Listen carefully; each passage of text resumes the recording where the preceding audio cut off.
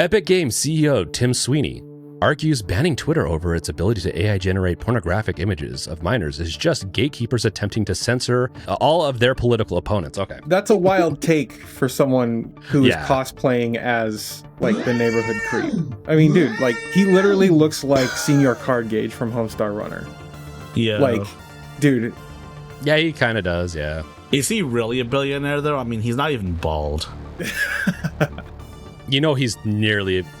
It's okay to punch up, right? This guy is one of the wealthiest people in the games industry. Like, it is okay to take pot shots at how he looks.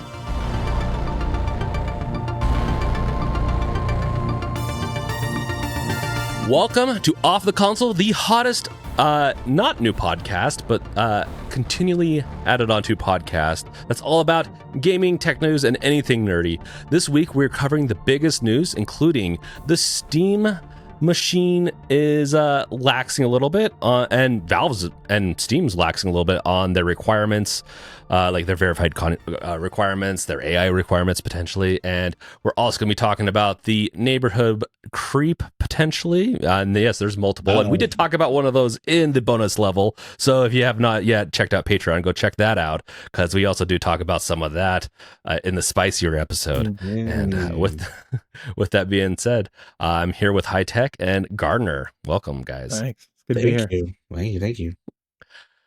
Now, with that being said, High Tech, what have you been doing this week? Well, I have been playing games. You know, Hytale just came out like the other day.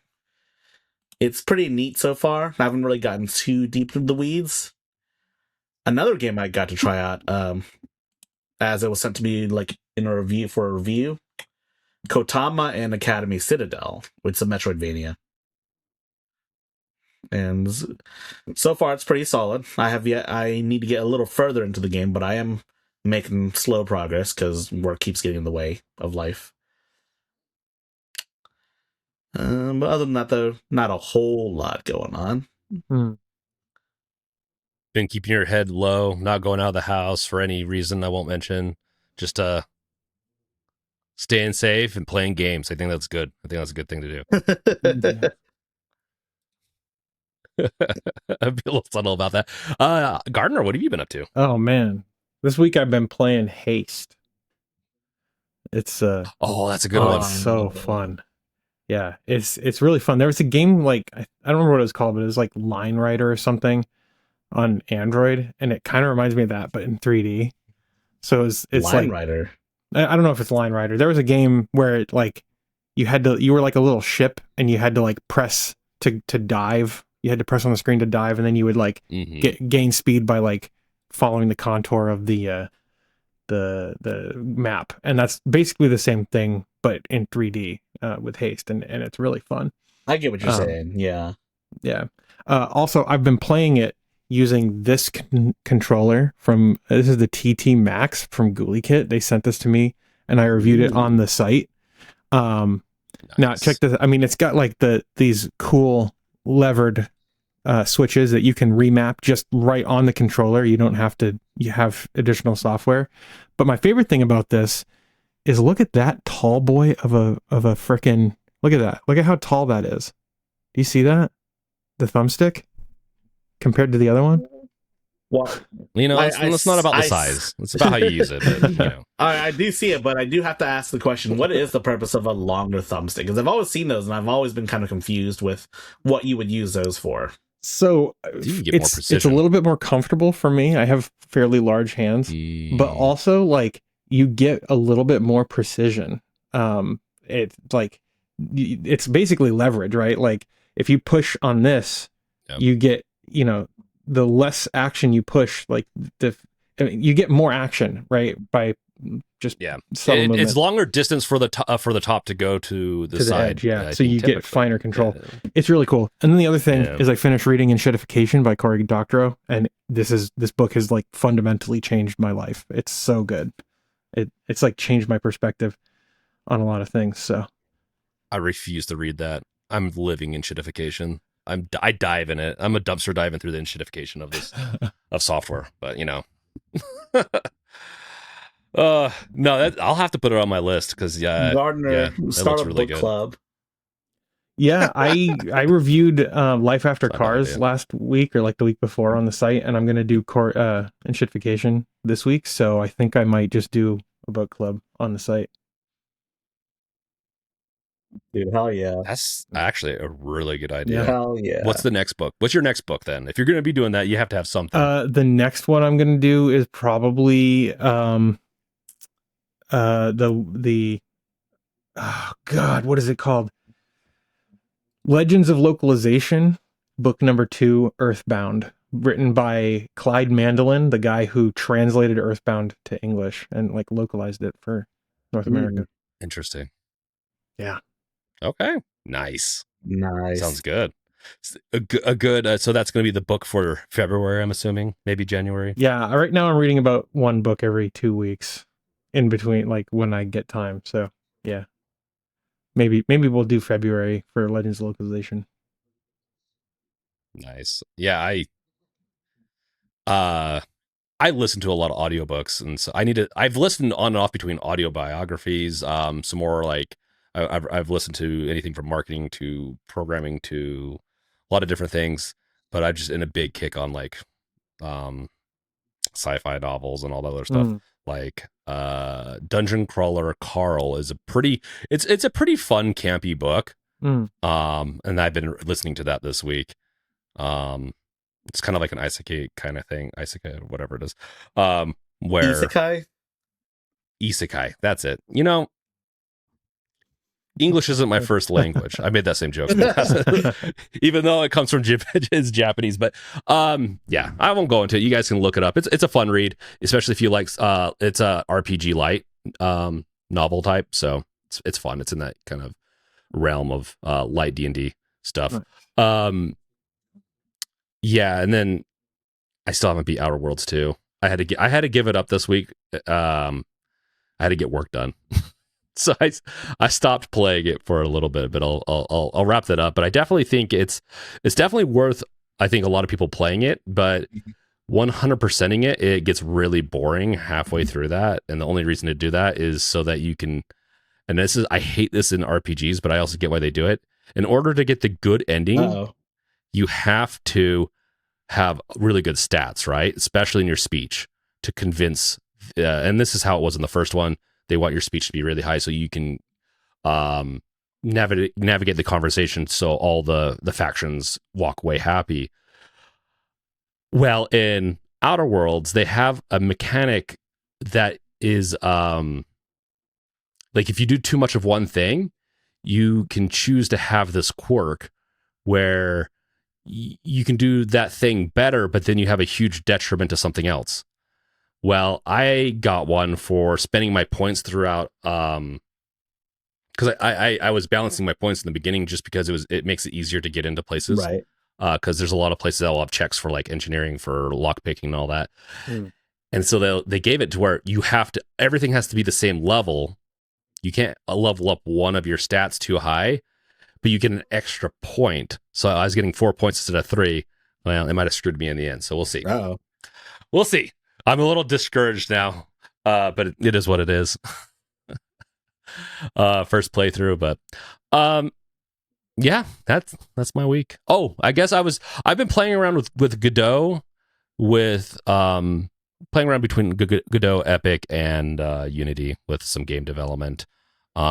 Just having some fun. I like to go back every year or two and see which one's what's gotten better. Godot is getting really good fast. But I will have to say, if you're an indie developer, Unity is, I get why people use Unity. Unreal is very powerful, has a lot of really good tools. But if anyone's interested in game development or anything like that, like Unity just is a full stack. Like you can release games really fast with Unity. It just has that stink attached to it that it had in the past, right? I mean, don't they still have like the runtime fee? It's just they changed how, like, who actually is required to. I think they got rid of the whole runtime fee. I think they walked completely back. The fee is still, I think, more or less on. I'd have to look because I think they wanted to implement. Because I know that you have to pay a yearly fee for it. So if you make over 200,000, you're paying about between 1,000 to 1,500 per seat, which is a lot, but I don't think they have a royalty fee like Unreal does. But Unreal is also, once you make $1 million, then you pay 5%, which is, I think, very reasonable to not develop your own engine. Or you could go with Godot, but everything's custom. Like, you're going to spend a lot of time customizing everything. I will say that I did use AI to learn some of the, like, I have tutorials and all that, but instead of following some of my tutorials, I just asked AI, like, how would I do this? And it's been nice, actually. That's like a walkthrough tutorial guide, but yeah, and it does really well with Godot. Like, it knows Godot really well. It does the worst with Unreal. So, if people are interested in learning game development, AI is not going to make a good game for you, but it can walk you through it and like help you get through it if you're up for using AI. But yeah, that's it. We can move on to the thing that I can stop talking about game devs and AI. But before we do that, make sure to subscribe to us on YouTube or follow us on any of your favorite podcasting platforms that you're listening to us right now. You know, you can always double dip too. You can always follow us on whatever you listen to and on YouTube, because sometimes we have some pretty good video episodes where you're going to probably want to watch. So especially streaming wise, we do stream, it seems like 2 or 3 times a year. So don't want to miss out on those either. So, and also you can catch our RSS feed at podcast.subscribe2.me. And we're also on the Fediverse, which will have stuff for that in the description below. Now, guys, an exciting week. 2026 I thought was going to be more boring, but it's exciting. And I will have to say, I do get kind of tired of the Steam. I'm a little exhausted on the Steam machine. I'm a little over it. I'm a little too on Reddit, I would say, because every post I swear on the Steam machine page is something to do with the price, and I don't even, like, getting it into this article. The Steam machine verified requirements will have fewer constraints than the Steam Deck, is what Valve is saying. Did we even talk about the potential price leak last week? We did not, because that happened after we recorded, which is the most unfortunate timing to have happened. Yeah, so I say let's talk about that just for a short period. It's been, I think, pretty much smoothed over, but High Tech, do you remember, like I know you brought it up. I saw that there was a leak from a third-party website that was like in Europe or somewhere, that mentioned that the Steam Deck would be what, $1,200, like $1,000 to $1,200. So someone from the Czech Republic spoke with someone from that store, and they said it was a placeholder. Basically, it was a placeholder price. Basically, yeah. So it's not even a real price. It's not a real price, and even if it, well, and that could be them just covering their ass. Even if it was, from what I read, the Steam Deck was priced 25% more expensive on that site. So if it was, let's say, $1,000 on the website for the Steam machine, then you could reasonably say it's going to be about $700 to $800, if that, in the speculation of things, which is already something that we're kind of speculating. So I know people were like freaking the F out on forums. Like, it was crazy how much people were freaking out without, like, I'm just like, guys, you gotta wait until the initial thing comes out. But I need to get off the internet. At least I'm not on Twitter. Not with that attitude. I might. No, I'm in my echo chamber on Reddit. At least they're more cordial over there. And I can't ask Reddit to undress my Steam Deck. So, but a little shout out to the bonus level too. Yeah. So I mean, the price I've always figured was fake, because Valve doesn't officially have any relations with any companies either, outside of like Komodo. And no, but if they're getting close to releasing, they're going to give them information. If they, well, I don't think they're going to sell a Steam machine through a third party like that anyways, right? No, but if they are working with someone, they're going to give them the information, and the information will be in a SKU in the database for these companies way before it releases. But I mean, like, these guys, like you said, they sell these for like a 25% markup, because they're likely just buying these hardwares and just selling these, the consumers. So that's also another, like, I don't imagine they are working directly with Valve. Valve is very notoriously tight-lipped about a lot of things. Half-Life 3, for example. Or the price of the Steam Machine, for example, too. So maybe when I go to see like Bellevue next, I'll take my binoculars because they're tight knit enough, but I can still see them playing with their VR headsets through those windows in their office. So I'll see what they're doing. I mean, really, I think the big issue though is that the big issue isn't the fact that it's a leak; it's the fact that people just kind of took the leak and just kind of ran with it. They ran hard with it. And it is like Valve, like, I don't know. At this point, they just need to release. They just need to release the information. Like, imagine if this was just a ploy to get Valve to mention the price at all. Well, unfortunately, it was a failed. Maybe. It was a failed ploy because Valve was still very tight-lipped. They didn't say anything like, "Oh, it's not $1,000," or "Oh, it is," or they said, "Please don't believe." They didn't say anything about this, to be honest. I think there's something wrong. Meaning, there's something going on with the Steam Machine, price-wise or development-wise. Something is going on with some of the stuff to where they're not releasing more information because it's Q1. It's going to they announced. Didn't they announce all three of them are going to be released in Q1 of this year? So, or was it the first half? I think they said Q1. Yeah, you don't and Valve is very different on their own, but no other company announce if you're releasing in a quarter, you have most of the information already out marketing wise. It's good marketing, but Valve always does their stuff a little differently, so it'll be interesting. Yeah. But I think it's time to actually talk about the headliner topic because, I mean, we all agree that we should just wait for the actual price to drop, right? Oh, one more question. If it really were $950 to like $1,200, assuming, do you think the Steam Machine would be dead on arrival?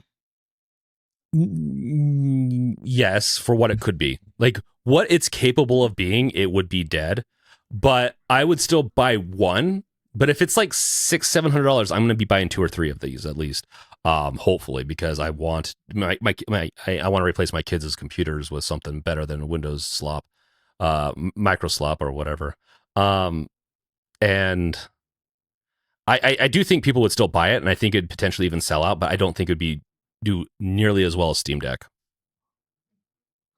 That's my take. What's your take, High Tech and Gardiner, on that?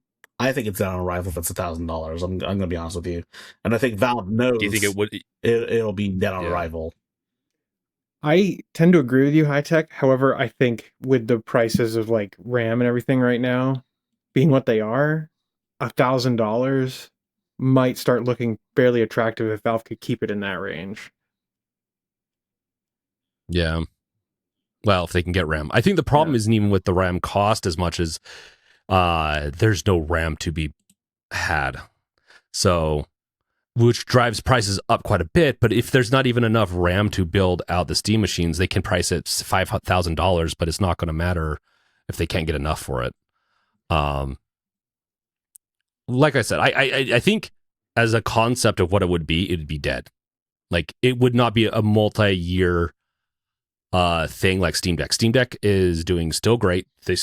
I hear celebrities buying it and talking about it more and more every year. Steam Machine, and Valve has the money. They really should be subsidizing these things. They could do it. I don't know why they don't want to. I guess Gabe would rather just own a yacht company than really try to solidify it. I don't know. That's just they should we'll see. I need to stop speculating about this because we don't have information. We don't have the price we're just regurgitating the same opinions, to be honest. Yeah, the same thing. And yeah. Okay.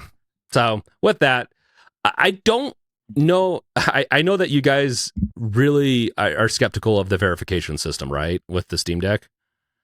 I like it. It's a rough thumbnail of how it will work on your Steam Deck, but I think that's hard to have something really solidified right now, and I think it's going to take a lot of work to have a verification system to be better than what it is right now. But yeah, High Tech. Yeah. Steam. What What are your thoughts on the verified requirements that are going to be fewer constraints than the Steam Deck? Lawrence Yang only mentioned that, but he never really mentioned what would make it what would make it less constrained. But I have a few ideas as to what could be. For starters, it's a much more powerful machine. So there are plenty of games that are marked as unsupported because they can't run well. Like, for example, Dragon's Dogma 2 is one such a game. Another game is Remnant 2, especially at launch, if you guys recall. There's a lot of people that seem to believe that verification has nothing to do with performance, but one of the mentioned requirements in the documentation is that it needs to have like an out-of-box default configuration that runs well, as per Valve's own words. Yeah. If it's fully supported, like fully verified, you can't. If you don't change anything, it should work out of the box, right? I mean, you can configure it to an extent, make it run better for sure. Lower more graphical details. Like let's look at Cyberpunk. Cyberpunk has a Steam Deck preset, but not everything is configured to low details. So yeah, you could lower things a little more. I don't know. People must have really strong Steam Decks or high tolerance. And I think that maybe this is just me playing on high-end PCs for most of my life. I'm not impressed with the Steam Deck's performance with Cyberpunk in any way. I don't like it. I mean, I think it's impressive that it even runs at 30 I think it's FPS. impressive. It does not run at 30 FPS most of the time. It will, like, if you get later into the game, it does not run 30. It will run 25. It will. What it does is it just dips too much. If it was a little bit more consistent, it wouldn't be too bad. But you're going to get into high fights and it's going to lag, which some people can. If it was the only device I had and I was playing Cyberpunk for the first time, I would deal with it. But it's still just not. It's not quite there. It's almost. Yeah. And so let's see, another game that is also unsupported because it doesn't run well on the Steam Deck is Starfield. And I would argue, in truth be told, I would argue Starfield kind of runs okay on like the ROG Ally X. So I would imagine some of those games just need a little bit more oomph, like a little bit, be able to pump up that TDP just a little higher. So I would imagine the Steam machine being more powerful, 6 times the performance of a regular Steam Deck. I would imagine that, yes, they would make some of those games verified, because honestly, I mean, if not for the performance, they probably would be verified. But I think another major thing was one of the more confusing aspects of Steam Deck verified, confusing for a lot of people, was the need to have text be readable. Because there are quite a few games that would otherwise be verified. Yeah, but the text isn't super readable unless you change some settings, or they just aren't unless you like put your head move the screen all the way to your eye, or use the built-in magnification tool. That's also a thing too, by the way. Yeah. There are ways around it. That's why, honestly, I don't agree with how they do that, because almost every game I've played where they mention that it's text, it just doesn't scale well on the device. Scales fine for me. I know, like, if they want to do it for accessibility reasons, like it doesn't have accessibility and so it's not going to get its gold star, I'm fine with that, actually. I think every game that's released should have better accessibility, but I question a little bit, because I've not had issues with a lot of games where they say there's issues. Well, another thing, here's the thing though with the Steam Deck, because all of those, that particular like requirement is made with the Steam Deck screen in mind. Like all of this is for portable play. I'm talking about, I played them on the Steam Deck. No. I don't like text on the Steam Deck, but the ones that they do mention, I'm like, it's not that bad.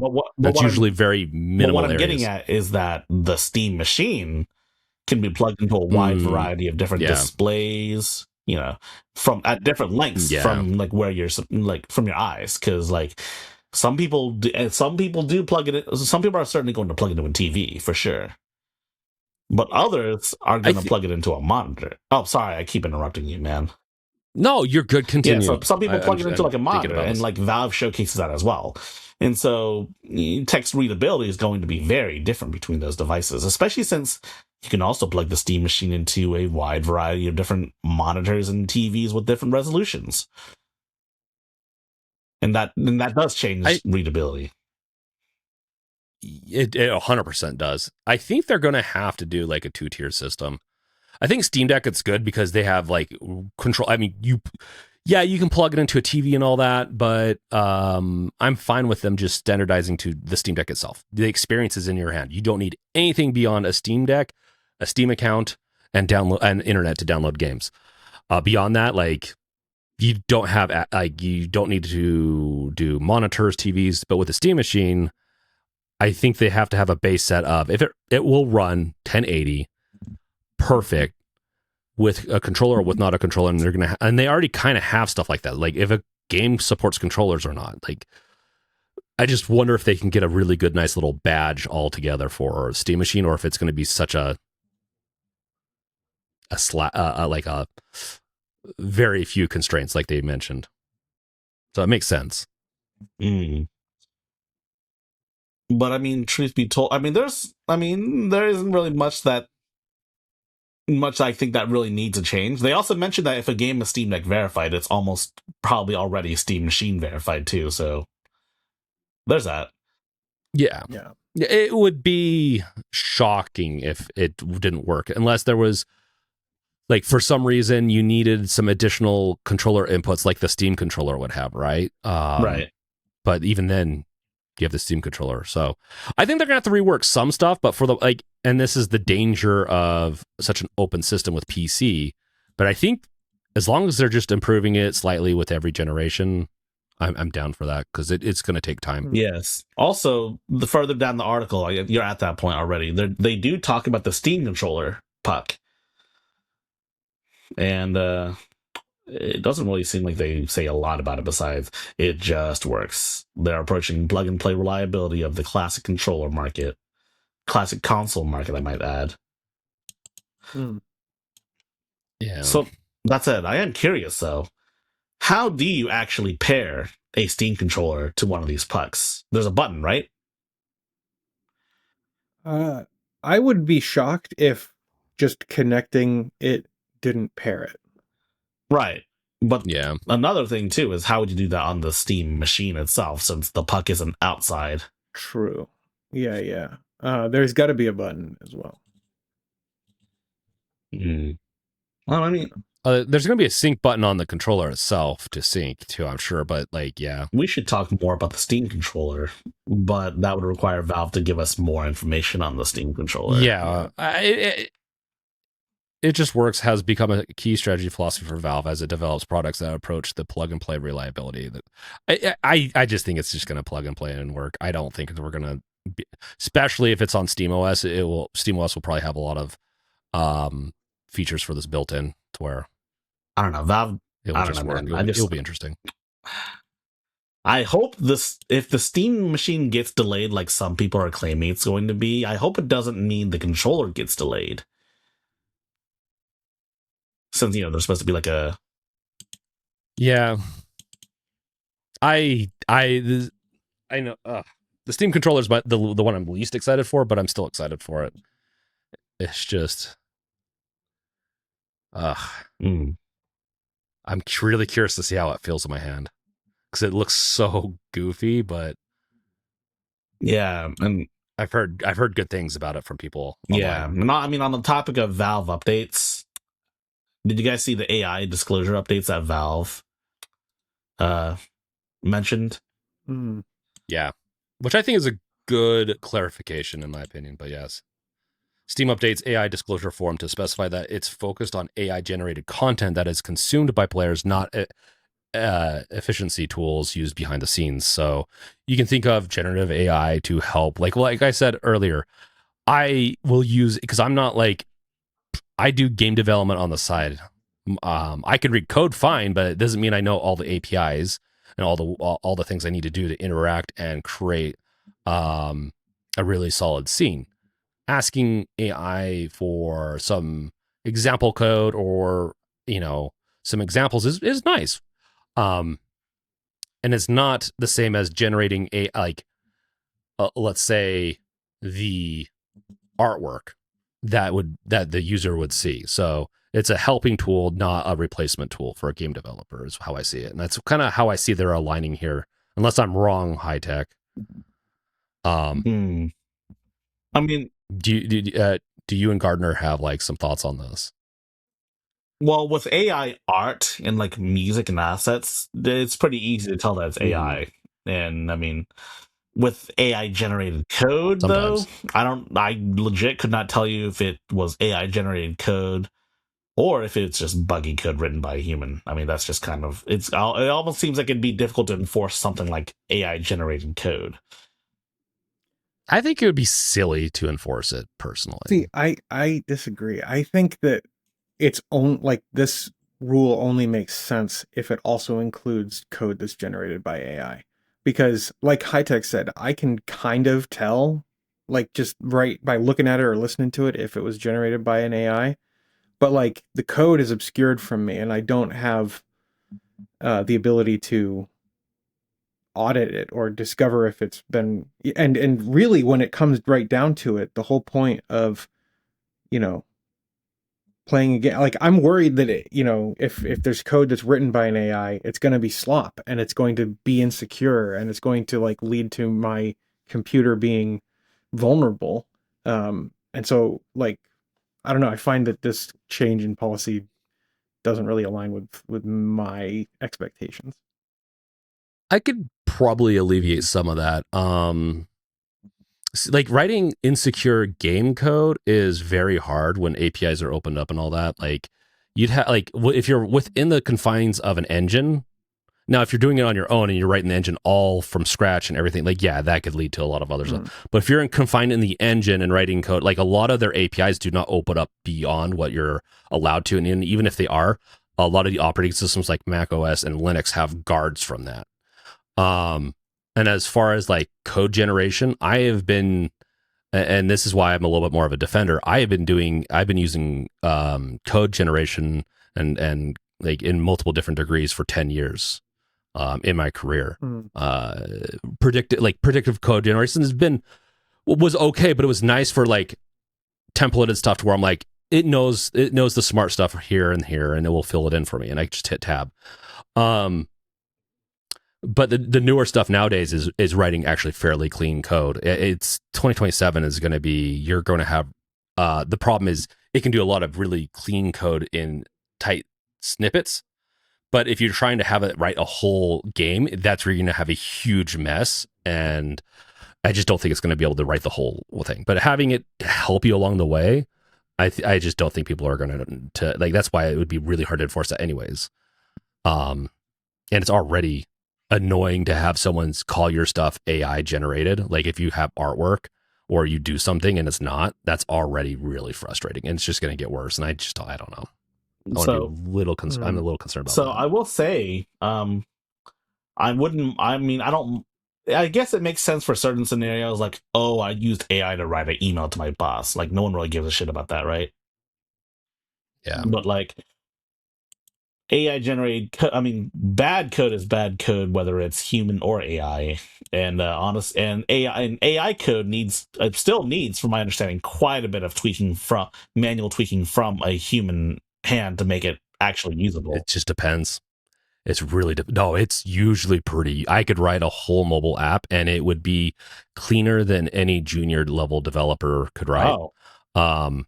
Yeah, and this is full on firsthand experience. I'm telling you guys, we're a little cooked, but it's an exponential thing, meaning it doesn't mean that it's going to be, it's a 2 times, like next year it's going to be 2 times better. We're getting closer and closer to it not being as useful, but it's useful as a helper tool. And like I said, if like with, and the scope, if you're going to write a little 2D thing that's really simple, it could do it pretty well. If you're going to go beyond that, it's going to do not a great job because it doesn't have enough constraints, and it doesn't have enough context, enough memory to build beyond that. But as a disclosure, if you play any of the games, if I release a game this year or next year, just a disclosure, some of it will be written by AI. Didn't Linux Torvalds vibe code an app very recently, like a small little thing too? Yeah, his takes on AI are interesting too. He definitely, I don't even like the idea of like core important aspects of like Linux being written by AI, but I mean, he said, if I'm not mistaken, Smaller he said stuff, it's fine, but it's not good for production. And I mean, it makes sense. Linux is not just some hobby. It's like, it basically runs the world worldwide. So I don't think he would ever risk the Linux. I mean, he doesn't, I don't think he even writes code for the Linux kernel anymore, right? He just kind of approves what goes in and out. Yeah. Yeah. I think it's been like that for a while, but no. And that's the thing. Like, I bet you people have used AI to write stuff to then commit it to but they've reproved it and maybe even reworked it and all that. Like, I would be shocked if there wasn't any, but it's not production ready code until you've reviewed it and made sure it is good. But in today's, I'm just saying, like, as someone that's been writing code for almost 15 years, like professionally, it gets really monotonous after a while to write a lot of templated stuff that you're like, I've done this so many times, I'm so sick of this. Sorry, I'm getting off a little tangent here, but it gets a little, after a while, it gets a little tiresome to where I'm like, I know what this needs to do. I know what it looks like. I just want a junior to do it. But they don't hire juniors anymore at companies, so. Well, I mean, it's going to be interesting to see what happens in the future. I mean, I do think AI code is effectively unenforceable, and no matter how much AI detection code I mean, like, AI detectors are also like partly use AI too, and they can also get things wrong too. So for all intents and purposes, AI generated code may be completely unenforceable. I don't know. I don't even know if AI, like this year, next year, I think you're going to see that. I don't even think AI assets will be able to be caught as easily. That's personally, it really depends on the fidelity and stylistic. If it's very low poly, you probably can't tell. If it's higher poly or like has a very specific like design language throughout the whole game, that's where it's going to fall apart, I think. I think, yeah. Personally. I mean, it sounds kind of it's a crazy situation, all things considered. It still doesn't mean that AI is going to make good game. Like, at the end of the day, the user has to make good. Or the user of the AI or developers have to have a lot of input into making a good game. The AI can't do that unless it's like porn slop kind of stuff. Like, there's porn games out there that are, I think, 100% built with AI. And speaking of porn slop, have you guys seen the crazy controversy with Tim Sweeney? Yeah. I love how that's yeah. So, yeah, high tech, go into it, please. So, it's all in the headline. Read that headline. Epic Games CEO Tim Sweeney argues banning Twitter over its ability to AI generate pornographic images of minors is just gatekeepers attempting to censor his potential image. Wait, all of their political opponents. Okay, sorry. So, I thought this was... Scroll down a little bit. He was using it. That's a wild take for someone who is cosplaying as, like, the neighborhood creep. Like... What do you want? Do you want me to go to the image right there? Scroll up. Tweet. Oh, okay. Yeah. I mean, dude, like, he literally looks like Senior Card Gauge from Homestar Runner. Yeah. Like, dude. Yeah, he kind of He looks like Crispin Glover. Is he really a billionaire, though? I mean, he's not even bald. Oh, dude. And we talked about this in the bonus show. It's okay to punch up, right? This guy is one of the wealthiest people in the games industry. Like, it is okay to take pot shots at how he looks, because he's it's terrible optics for this guy, and I've seen a lot of people turn on him for this take, calling him a pedo. I don't think for certain that he actually is one, because you can't actually say that without getting in trouble. You can't just call someone that without getting in trouble. But it's very bad optics defending X's thing that they actually recently just banned it too. We talked about that in the bonus episode too. So this is a bit older at this point, but I mean, it's still very crazy optics surrounding Mr. Tim Sweeney himself. Especially for someone who is like operating like Fortnite, which is a game that is notoriously aimed at kids. Like adults play it also, but like this is Fortnite's supposed to be a safe place for kids to hang out and play. Dude, not anymore. Well, dude, they're just catching up to Roblox. Yeah, right. Yeah, it's hard because I use the parental controls on Fortnite, and they're really good. Roblox, which we haven't talked about in a while, implemented chat. In order to chat, you have to age verify. I'll be honest, I will play with my kid sometimes on Roblox on certain games because he just wants to so bad, so I play with him. Nothing wrong it's with fun, that. but all of them in there will talk about, yeah, the AI clocked me at like 21, and he's like, I'm 13. I'm like, okay. They need to do a better job with their because they actually have in order to chat, you have to do a face verification of how old you are. What's stopping someone from like pulling up a game and just doing that? Because I remember people did that for Discord too. Yeah, I mean, only slightly older teenagers would probably think to do that, but they certainly have. You'd be shocked. And it also depends on how much people really care about that chat. I think some people care about it more than others. It's just chat slop. Like, in at least all I've seen, it's just people. It's actually a little bit more cordial than I thought it was going to be. But yeah, people just chatting. Nothing too bad. Yeah, I mean, but I also didn't play. I played like a game where you have to like it really reminds me of the mod days of like Half-Life mods like and stuff. But this is like kind of, but like you're in this group with a bunch of people. It's a game within a game, and you go through, and they had like this game in a game has a bunch of different mods and play styles that people can build for it. It's really meta, and then in it will develop this Lego house essentially. And then and you have to go in and you have to survive the natural disaster. There'll be like tornadoes, earthquakes, and the house will fall apart. There's acid rain. It's actually kind of fun. I actually had a lot of fun with my kid with it. I'm like, this would be a really good idea just as a standalone game of just like having to survive a natural disaster in a Lego house. I know I'm raising up frickin' Roblox, but it was fun. It's crazy how much like a simple mechanic can really make something fun. But back to Fortnite. Well, Gardiner, you're laughing. What you laughing at? Oh, just the fact that you had fun playing a Roblox game. I have fun playing everything, so I'm very much an ADHD person where everything's shiny and fun to an extent for me. Yeah, no, it's not. I'm not laughing because I'm laughing because like it's cool that you had fun with your kid, right? Like, but yeah. And it's really hard because I want him to play. He's not quite old enough because I'm like, you got to play some games. Like, I'm waiting for the year where I'm like, I'm going to play Portal 2 with you because I think he'd love Portal 2, right? That's such a good co-op game. But he's not quite at the age yet. And all his friends like to play other games. And so it's being like saying that you don't like Fortnite and Roblox and all this other stuff and not having kids and then having kids are just two different things. It's hard, especially someone growing up, our generation just was some of the first generations to have games since we were little. Yeah. And how we treat it is a little different than I think our parents might have even treated it with us. So, yeah. But Tim Sweeney, he likes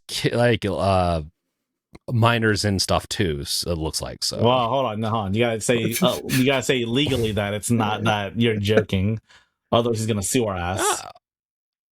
I didn't say anything else. I didn't say pornographic. I didn't say images of minors. I did say that in the beginning. But no, at the end of the day, like, yeah, as definition, I don't know.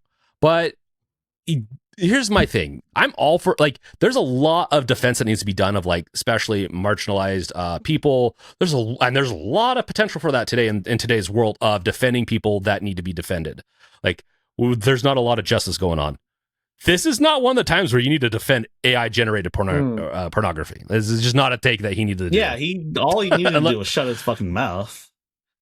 He's really bad at shutting his mouth. He's really bad at shutting his mouth. And that said, Fortnite players are pissed, but they're not pissed enough to quit Fortnite cold turkey. It's kind of like how that's how modern game boycotts are. Like, have you guys heard about Genshin Impact?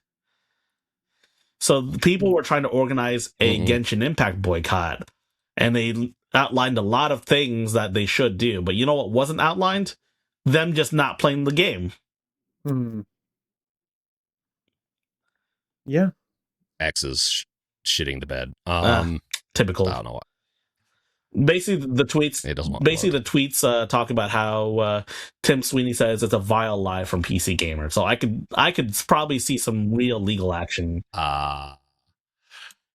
Yeah.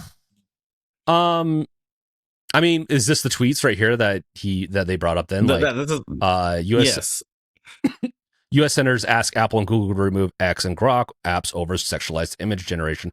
I mean, here's the thing. They should be putting laws in. So I kind of agree, like, the senators shouldn't necessarily be asking Google and Apple. They should be demanding it through laws, but because our laws, like, the whole system is messed up as can be, they can't put laws in to just regulate AI. We are raw dogging AI and a lot of the stuff right now with zero legislation. So it's pretty crazy time to be alive. Sorry, get a little into this. But yeah, reason 42 for open platforms to shut down every politician's incessant demands to all gatekeepers to censor all the political opponents. Tim Sweeney. That's not like, it sounds like he's, is it going to load up this time? No, it's not going to load up.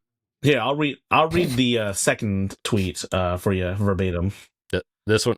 No, that's not the one. That's not the second one. Linked. Oh, okay. Yeah, go for it. Sorry. This is a vile lie by PC Gamer. I criticize a government official for pressuring Apple and Google to block a speech app owned by their political opponent, deplatforming 500 million users on the pretense of stopping a small number of users from distributing disgusting content. End quote.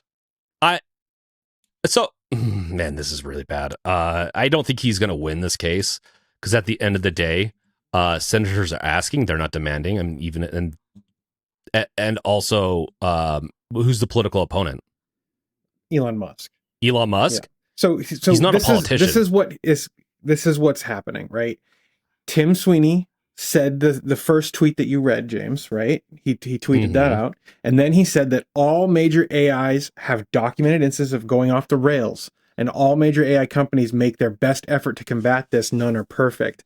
But this man does not understand that there is like a difference between an AI, like a chatbot that lies to you. He doesn't get that the optics here seems like he's defending the AI being able to do that. So when he says that thing about they're trying to go after their political opponents, he doesn't understand because he's a pedant little idiot. Like he doesn't. I think he's just Twitter brained. There's a lot of context missing here. Who knows? Their senators could also have been like, "Hey, we're asking you to remove it because we've also asked that Grok stop doing this." Technically, I'm shocked that Elon Musk hasn't been sued yet because I'm pretty sure it's already violating multiple laws. He's probably just settling them under because he's so rich, he's just settling everything because there are multiple states that do not allow this type of thing. Revenge porn, not revenge porn. So there's some revenge porn, but there's also some, I believe there's some states that also like you cannot do deep fakes of someone else. There's already laws. They're not being enforced. And at the end of the day, the problem with Tim Sweeney's thing here is he sure acts like he's an AI expert without understanding that Grok can be pulled or it can be reverted back to a previous state. Unless Twitter doesn't have our best interests in mind, which I don't think it does, because they probably can't even do that because Elon Musk is running a skeleton company.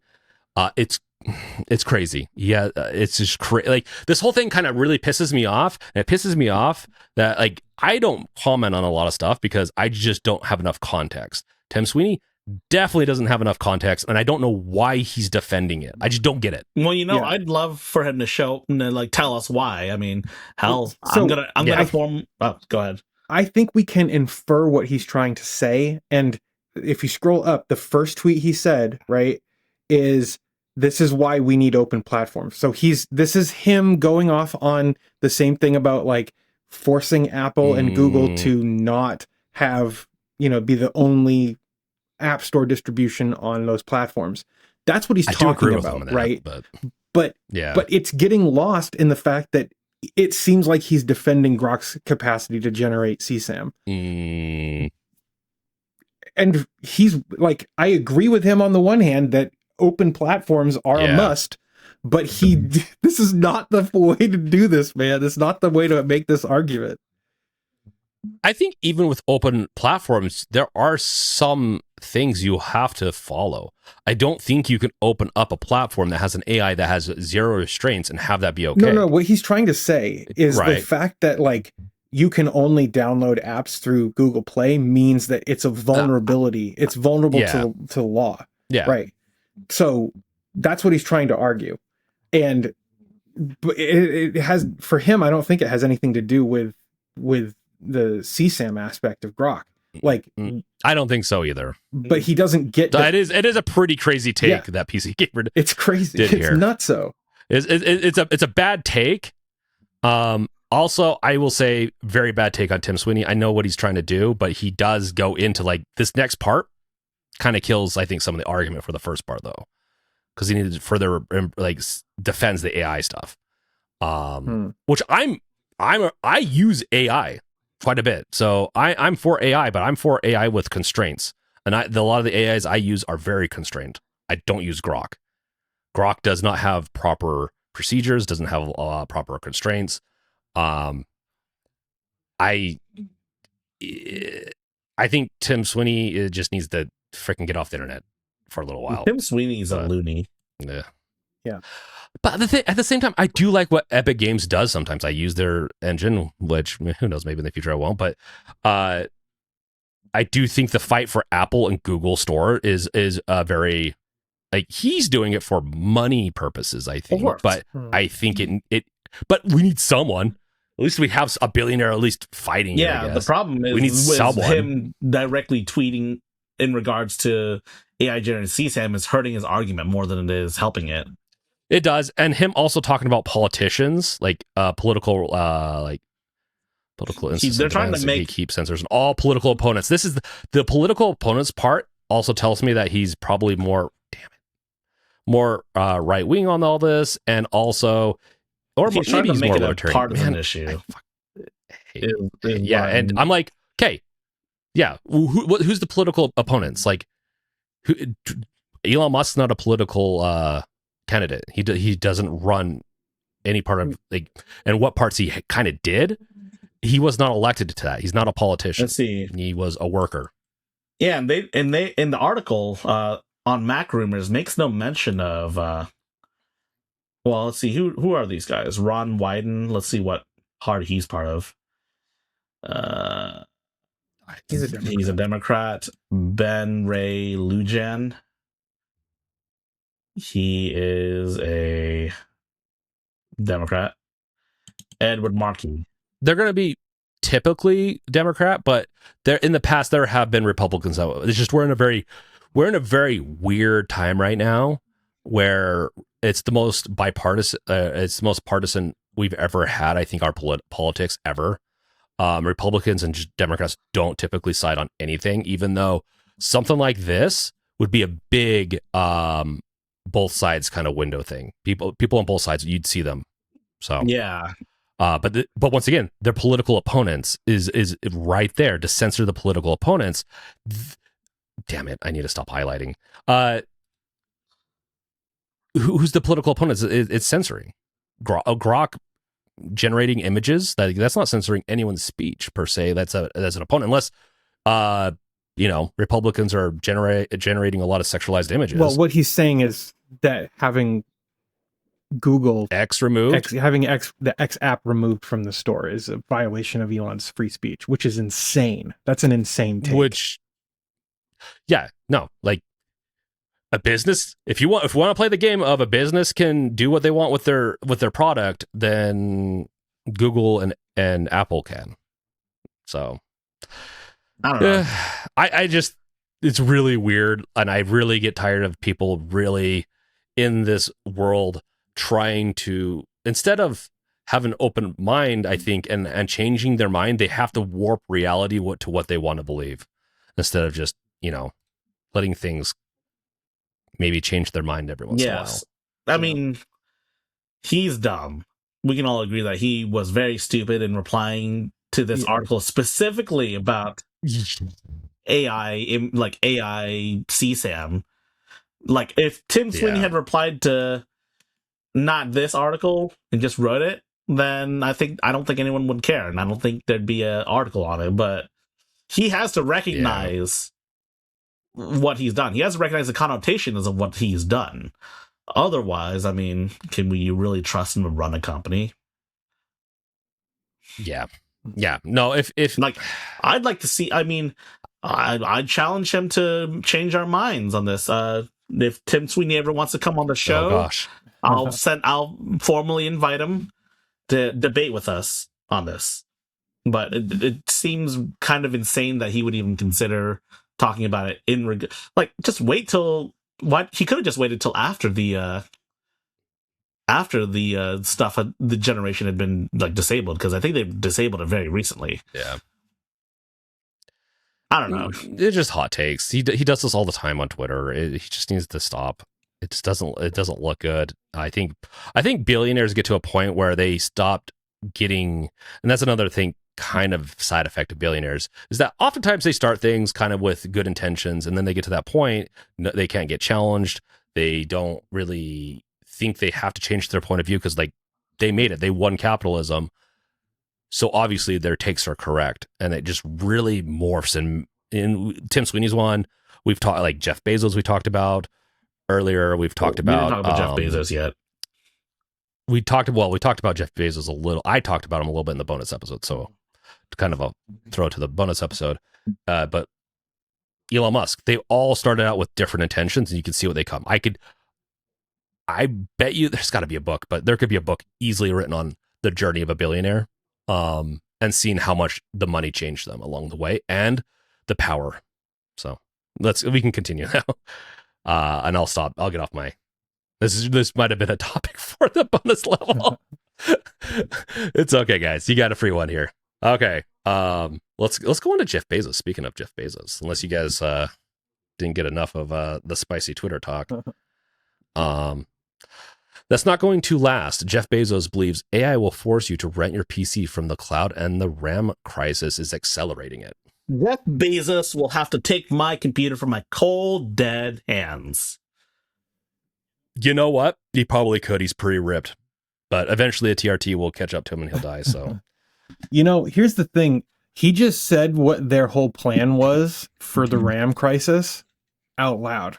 And I don't think he realized that. Like, I don't think it's any I'm not a conspiratorial guy. Like, I don't believe that, like, I don't believe in most conspiracy theories, but it doesn't make sense to me that we're experiencing this cloud, like this RAM shortage the way we are, and all these other the RAM manufacturers aren't concerned about it, and they're not ramping up production of RAM, and like everything just seems to kind of be going in that direction. And so for me, it's like, do I actually trust any of these guys that like they're not conspiring with each other? Because it's very clear that they are to me. Like they for sure, they conspire. Like they definitely get together. They get into these parties. They'll talk. Like there's so much documented on this. I'm not too big into into the really weird conspiracies because people like to make up. There's already plenty of real conspiracies like this. They do get together. They talk about what their plans are. They'll brag about things. That's why they get their weird ideas. That's why you'll see some companies like change direction because they're behind closed doors and they're just talking about the trends. They don't really use data half the time. And this is one of those ones where I don't think it's their number one priority to rip the PC out of our hands. I think they're just chasing profit and the AI thing. And I think this is going to be a byproduct. Like in a few years, they're going to be like, because they're already kind of hinting it here, but they're like, I think they're really going to see, well, to get further profit, we're just going to have to make sure no PCs get made. Yeah. I don't think they've obviously proven they don't have a lot of foresight, but eventually it will get to a point where they're going to have to, it'll be right in the line of their sight and they'll see it more. Yeah. I mean, I remember like, do you guys ever watch Crash Course, the YouTube show with John Green and Hank Green? No, but I heard. Yeah, so I should have watched. It's an educational show, right? And they usually on the set they'll sit there with a laptop open and maybe they'll have some visual aids. And like the show launched like over 10 years ago, 15 years ago, something like that at this point. And I remember watching it, and one of like, you know how people put stickers on their laptops? John Green had a laptop, a MacBook, and it had a little sticker on it that said, "This machine kills fascists." And that is true. Computers are the greatest equalizer. It's the greatest equalizing force that has ever existed, right? Yeah. That's I computers. Us having like actual powerful, capable computers is a threat to these oligarchs. They recognize that, right? Mm. So for me, like nothing has changed about computers except they're just making them shittier. And so like the fact that like the upgrade cycle for PCs is like every couple of years you need to buy a new PC so it can play the latest games. That's a threat to them now. Mm-hmm. So I just don't like that. What they don't understand is like the computer that I have, it's a 3080. You know, it has 128 gigs of RAM. I'm sitting on like, you know, a couple $1,000 with the RAM right now. Your retirement there. Yeah. But like they don't understand that like we don't have to keep upgrading our PCs. Like the Moore's law is almost dead, right? Like, and unless they come out with like Moore's law is dead. It died a long time ago. But yeah. But like we have these PCs, right? They're going to continue to work, and like we don't need to keep upgrading them because, you know, games, like diminishing returns on games, everything. I just don't see like people giving up their PCs. Well, and with Nvidia doing their frame generation, like I don't know if we have it on here, but they're 4.5. Even some of the tech YouTubers are pretty like, they're like, wow, they're still like Nvidia came out with 4.5 like of their generation software, like it's pretty good. Like they even my 3090, they just breathed new life into my 3090, and so. But maybe it's to get us complacent before they're like, well, we're not releasing any more video cards, so we have to give them something until we pull the whole rug. I don't know. Yeah. I agree. It's a big equalizer. I think it would be really foolish of them, especially if they want to do the space race eventually. You cannot have a centralized system for launching let's say going to Mars. You need to have localized systems on the spacecraft. If they want to take a Steam Deck, it's not like you're going to be able to play anything on like Nvidia's game platform from Mars, right? So I definitely think as we spread out and as things get more technically advanced and we explore more, you just can't have it be centralized. So this is, I don't know, it'll be interesting to see how this goes. Also on the topic, but I'm sure they'll try. On the topic of cloud computers, though, let's talk about how America's internet is still kind of not great, especially for latency. Because I mean, I don't know about you, but I have tried some cloud computing. I've tried GeForce Now. Honestly, not a great experience for me on my internet connection, despite having what I would consider to be pretty decent internet, Verizon Fios. How close are you to the server? Aren't you pretty close to like the Eastern server? I'm pretty sure I am, but I'm just super late. I'm super latency sensitive. So, well, it's really hard to get rid of all of it, but a lot of people like it. So yeah, there's going to be people like, I think us, where we grew up with like beefy computers and we're like, yeah, we can kind of notice more. Like, I am still shocked at how good it is still at times, but not enough for me to actually use it full time. I just can't. And I have like, I use West Coast servers that are from San Francisco, and I'm not too far from it, but still, I don't know. I don't know if it's just ever going to be able to replace, at least with maybe the younger generations, this will happen more, but I just don't think with Gen Z and millennials, it will fully replace a PC. I don't know. So anything else you guys want to mention on this not having a computer? Well, like I said, if Jeff Bezos wants my computer, he can come get it. Because I'm not willing to give up my computer. I honestly it almost feels like how like all those gun people are very adamant about the Second Amendment. You know what I'm saying? Yeah, I mean, I get it. Very different, and it's not going to be. Yeah, I get it. Computers aren't killing people directly per se, but I don't see them trying to take it from us. It's going to be a slow die, meaning you won't be able to buy parts. Eventually all your services won't work, and you're going to have to use the new server. There'll be ways around it, obviously, with Linux and all that. We'll see. We'll see if the market corrects itself. They'll unleash an EMP not gonna... in the upper atmosphere to destroy consumer grade hardware, and then we'll have to rent from them. Yeah, I think the call for that is if they start really fortifying their servers and start developing monitors and stuff and ways to consume the servers with anti-EMP. But yeah, it's going to be. That's definitely a real conspiracy theory there, man. that was just me saying something. I don't. Oh yeah, no. I grew up with stuff like that, man. With people saying, yeah, the EMP is going to take everything. That's why you want to buy an old truck and all this other stuff. And you're like, okay. So yeah, Jeff Bezos, we'll see if he fulfills his wish through blood or through peace, I guess, to get his wish to have you rent the PCs instead of, man, that'd just be another one. And then we're going to end up in like prime towns. Who knows? I'm sure they're going to have Amazon Prime Town soon where you're just going to be like, I'm working for Prime in the Prime Town for Prime money. And then I have to rent my PC and I can't do anything else. But it's really starting to sound like Outer Worlds 2 and Outer Worlds 1. But because that's essentially what happens. You have varying different types of governance. And one of them is Annie's Choice, which is just like essentially a company that's become a country, essentially a faction, and they have company towns. And that's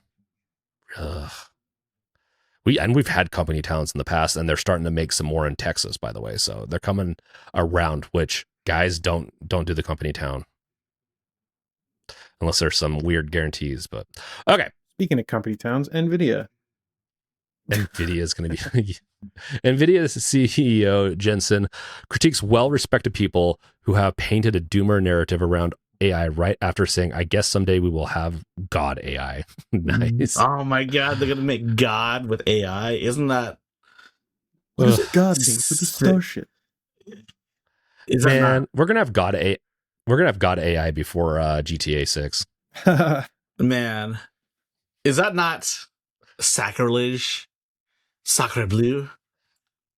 I don't think he's religious in any way. I mean, only like where, in the Judeo-Christian faith where, it's having graven images is against the law, the commandments. Yeah. Yeah, and I don't hear them speaking up about this stuff very much these days. They're too busy about minor stuff that doesn't affect most people. But regardless, a lot of the smartest people on the planet are not totally for AI for a number of reasons. A lot of ethical reasons. Yeah. And Jensun Huang doesn't like it because it impedes in his Nvidia town lands with it. I think these guys have gotten so full of themselves because at the end of the day, they don't have much resistance right now, which they should have more resistance than what's happening because everyone else does. Like, everyone else has to have resistance, like whether they get up and they have to like work 9 to 5. They have a lot of stuff to just make some money. They don't have restraints on AI. They don't really have laws against them. They don't have anything going against them except for maybe public sentiment. And so, okay, you have a $5 trillion company. Build some goddamn public sentiment, like good public sentiment. That's what a PR team's for. Ugh. Yeah. And going around, we're going to have God AI one day is not helping it's not helping you. Sorry, I'm getting really upset at this episode today. So It's just painted a doomer narrative. Well, they're not really doing a great job of not painting that doomer narrative. Yeah, I mean, I like AI, and I've mentioned that multiple times. Like, but I like, and I would like it to be more ethical. I really would. And we've talked about ethics of AI and all that, but there needs to be at least some constraints. And if it's replacing people's jobs, if there's a lot of doom and gloom about it, then you're gonna have to fix it, because no one's gonna be able to buy your product at the end. Hey, at least we'll be able to get Korean fried chicken at some point. Maybe, except for the prices are too high now. You can't even buy the stock. You can't buy the stock. You can't buy the chicken. You can't buy the everything. They know that he's going to be buying a lot of chicken, so they just have their chicken set at $100 a freaking wing. So, because they know at least one person's going to be buying it at that. Demand, man. Yeah. Demand and supply. No, without bad jokes and all that, like, what are you guys' take on this, like, Gardiner, with this whole doom and gloom thing? I mean, the fact is, AI is a bubble that the entire economy is propped up on. So doom, yeah, when it pops, it's going to cause the economy to collapse. And Jensun Huang is one of the named individuals who will be forever remembered throughout the rest of history as one of the primary causes, one of the primary movers in the Second Great Depression, frankly. Yeah. So like doom and gloom, yeah, it's very realistic. And the fact that he is like so high in his own supply that he's like, soon we'll have an AI god. It's like, dude, you can't see the forest from the trees. Maybe he knows something we don't. It's making me think of damn, what is that game? Where essentially you become an AI god almost. Masters of Albion. No, that's good. That's good. But we talked about that in the bonus show. High Tech, you talked about playing the remake recently, like the remaster that is on Steam, the original. Oh well. It's I wish I could say it, because there are points. So essentially, I can see him developing his psyche into a god AI in some secret lab at Nvidia. That's probably what he's talking about. So he probably has some truth to that, where he's like secretly transferring his consciousness into a godlike figure, which is Deus Ex. It's very Deus Ex coded. This whole god AI is very Deus Ex coded, but usually you get there through actually a human being transformed into like a techno god. Maybe that's where Jensen Huang's getting his wisdom from, his personal god AI. Maybe. I mean, then tell me that. Maybe I'll support him, because at least I could have an end of the world that's interesting. But I think there's a lot of factors. I don't think AI is the only. I think AI would potentially deflate. I know I've said that before. I think we have a lot of things kind of destroying a lot of markets in the world, and we are going to have a Great Depression, if not much worse, and a big reset. But before I get more depressed, should we get on to at least something a little bit more less depressing, I guess? Yeah. Or maybe not.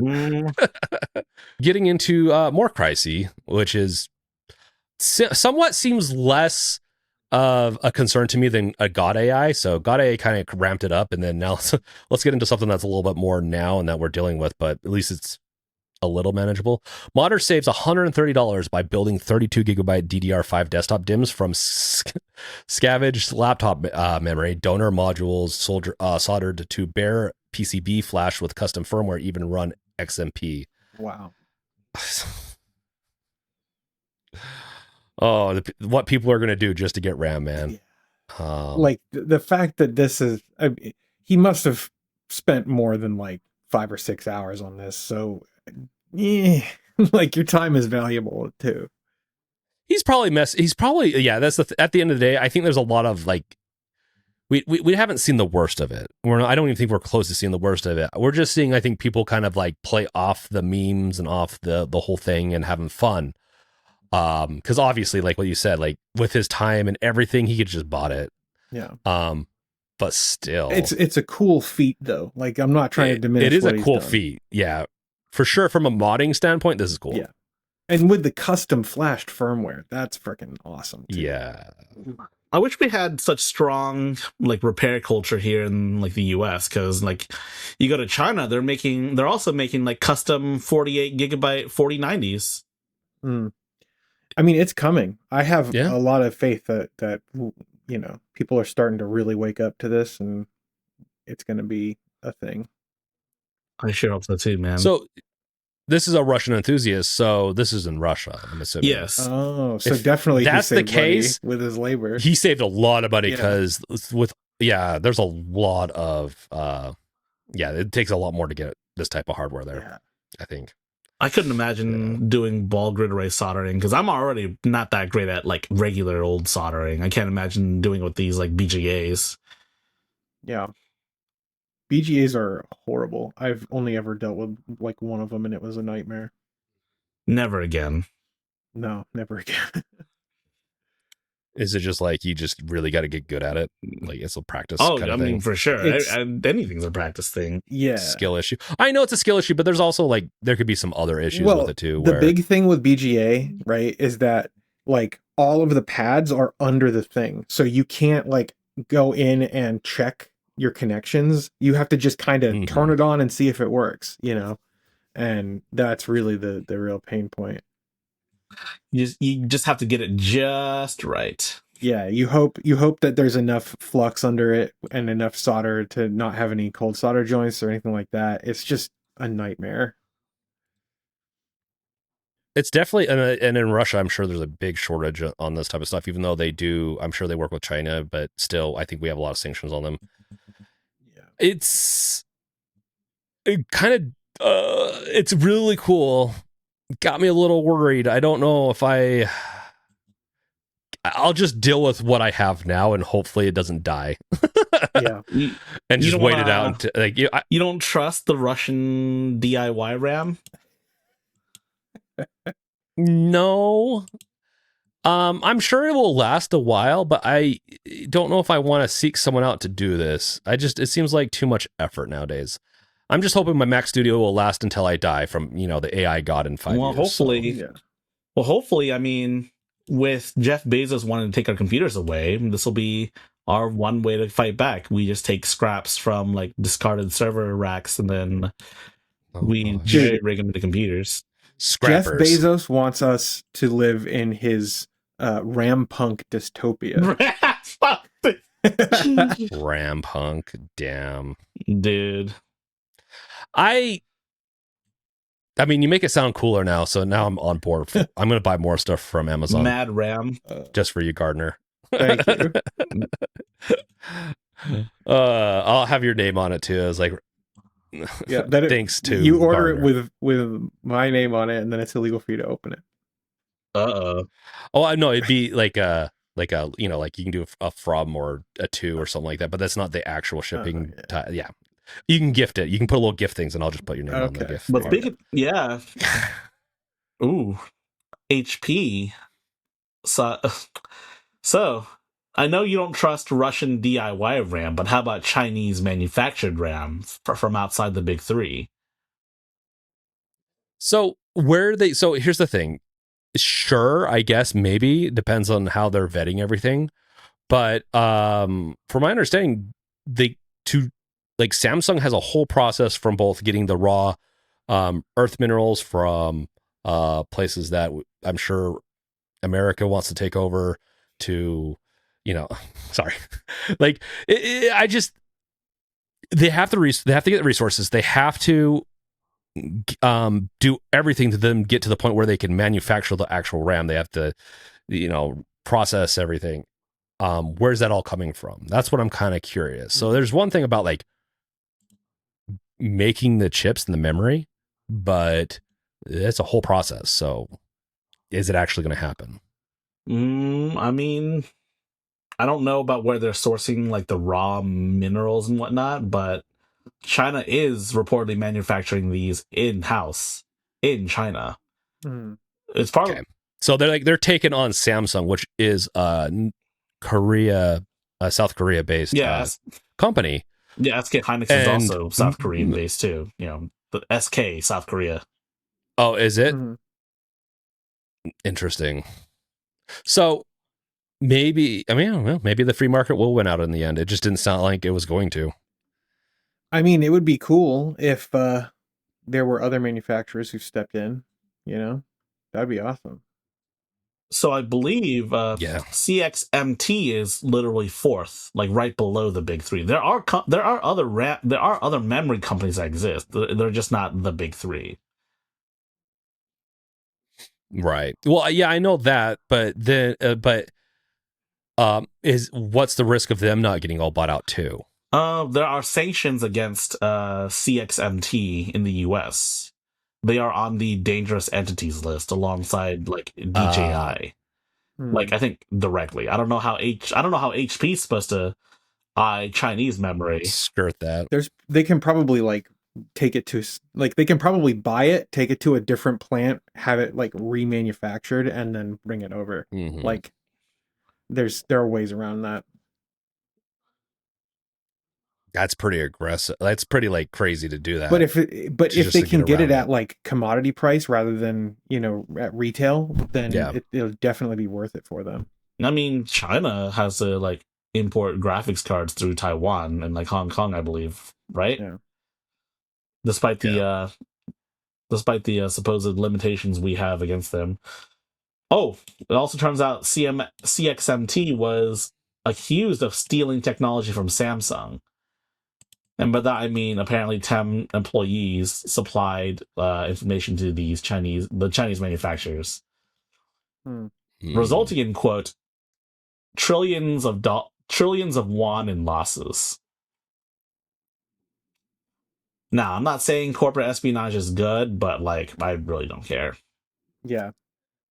One of the things that I liked in this book, right, is that in shitification for the audio listeners, is the fact that like competition, like there Corey talks about like how companies need to not just compete with each other, but they need to be treacherous with each other and not be chummy and buddy and acquiring each other all the time. Like that's one of the big reasons we're at where we're at, is because like, dude, I mean, do you remember in the 90s we were talking about like CDs and stuff, Microsoft in the bonus episode, right? We were talking about dumping CDs or whatever.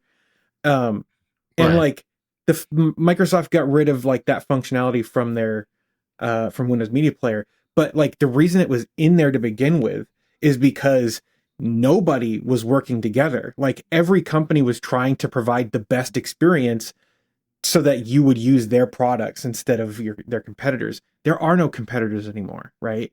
So like the SK Hynix and Samsung are like using American trade muscle to keep other manufacturers out of the competition with them, right? Like that's what it seems to me anyway. I don't know. I think some of these companies also do not go after stuff that's profitable because they're too busy trying to work on something else more profitable. Yeah. So they don't really seem like they care about profit. They care about a shitload of profit is what they care about. They're gambling, right? Yeah. Like the worst parts of the game industry is like, oh yeah, we could make sustainable business decisions that will invest like a few $1 million into smaller titles, or we could bet literally everything on like 4 huge multiplayer shooters and we'll go bankrupt. And they're so like drug addled and addicted to gambling that they do the crazy bet. And it's the same thing. I definitely don't think these are gambles as much. I think they're like, they know it's sure profit. That's why they're like, this is big, sure profit. But, and I see this like, and that, sorry, I still think it is somewhat gambling because like eventually, AI will get to a point where if it does become, if Nvidia can't keep on controlling the whole AI and everything, and it becomes more like models will play better on local computers and all that, like it will kind of destroy their whole model. So Samsung, though, like how they control the memory, I don't know if it's going to hurt them anytime soon with the big play.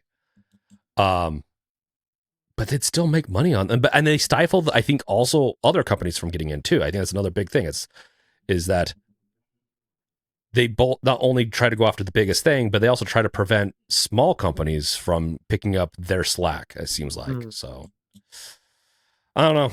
But it seems like there maybe, I don't know. Anything's possible in today's world of politics. Maybe they also have a pretty big play with the politicians putting sanctions on stuff too. I don't know. Yeah. At this point, it's all speculation, and I just think a lot of it just comes down to AI will pay a ton for memory, and that's what's happening. And so it's just wild, man. Like, what the hell?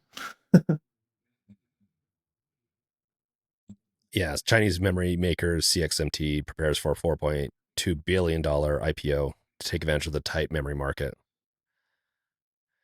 Yeah, I also think this could be indicative of like RAM is really important in a lot of aspects, more and more in everyday computing and also in servers and just a lot of aspects where it wasn't as much before. But fast memory and large amounts of memory are really important to AI and also to some of our applications. So we'll see. I don't think companies are. Well, sorry, I'm just jumping all over the place on this. It's just, you think you'd ramp up production to take to be ready for this, and just because I don't think it's going to go away anytime soon. So it's either that they're all colluding with each other, right? Or Samsung and these other manufacturers realize that this is a bubble that's going to burst, and they don't want to invest the capital into that, right?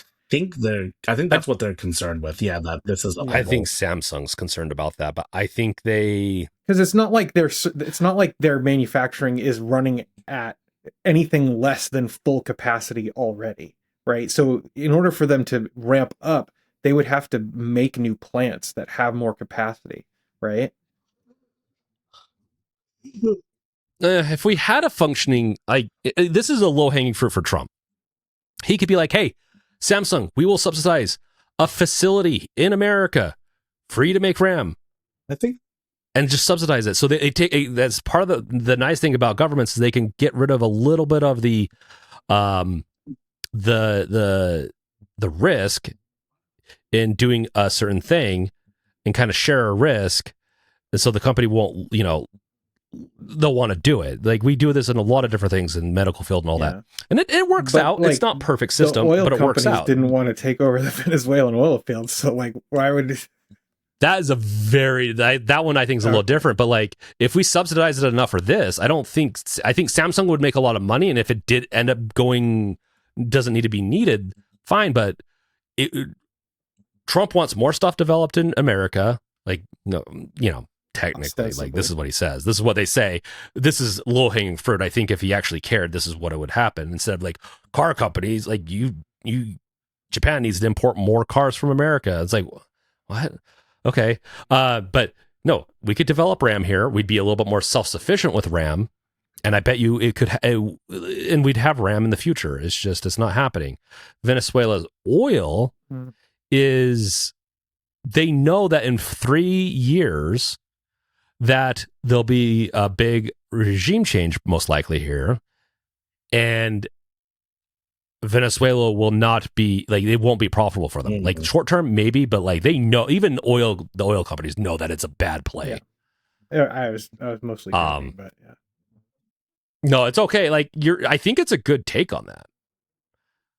But I mean, Trump could even pocket some of the RAM funds too, just like he's doing with the oil funds into he's storing a lot. So he made $500 million from Venezuelan oil over the week, and stored it in an account in is supposed to be an American count over in Dubai. Is it Dubai? It's one of those countries. No, it's Qatar. And so you could do the same thing. Yeah, Qatar. Is that how you pronounce it? Qatar? No, it's Qatar. Yeah. And so, yeah.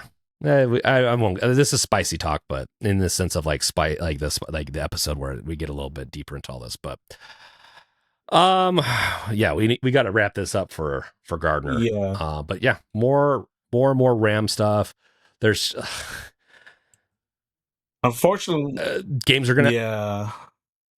Do we think games are gonna have to optimize more? And I don't know if Monster Hunter is going to do that, and with all these RAM, because did you see? Oh, we didn't even cover this. Did you see, just real quick, Nvidia is getting rid of their and deprioritizing and getting rid of some of their higher end 5000 series graphics cards that have higher RAM.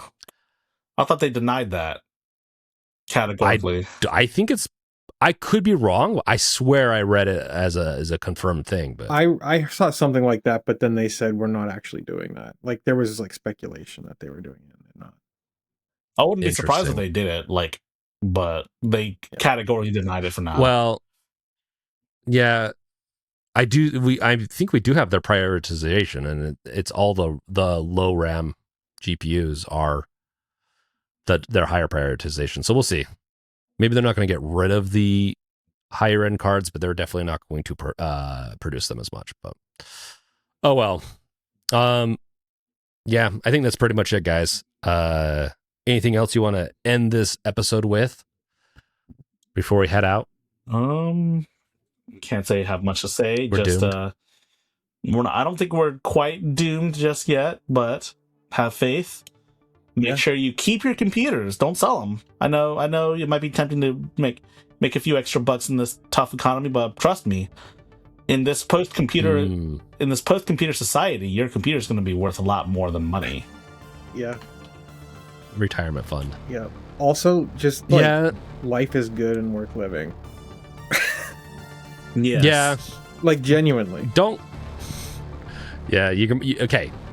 If you want to be a true gamer, you gotta deprioritize your clothing. You gotta go with some like cheap clothing.